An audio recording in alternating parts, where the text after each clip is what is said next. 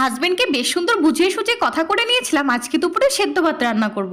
আর খুব বেশি হলে সেদ্ধর সাথে ডিমের অমলেট। এদিকে দেওরটা কোথায় থেকে বেশ খানিক চিকেন হাতে করে উড়ে এসে জুড়ে বসলো।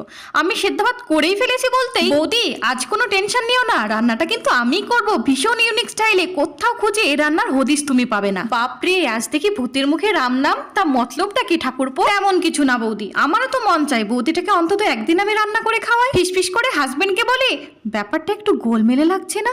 কি বললে বৌদি? না তেমন কিছু না, চলো তবে কিচেনে, পেঁয়াজটা তোমায় কেটে বেছে দিই।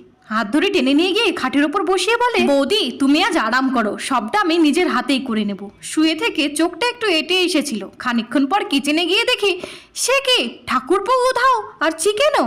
সঙ্গে সঙ্গে ফোন, এই বাদর ছেলে রান্নাঘরের এলাহি কাণ্ড করে কোথায় পালালে? সরি বৌদি, আসলে আমার গার্লফ্রেন্ড আমার নিজের হাতে বানানো চিকেন খেতে চেয়েছিল, বাড়িতে রানলে মা ধরে ফেলতো, তাই আর কি। পরের বার পাক্কা তোমায় চিকেন বানিয়ে খাওয়াবো।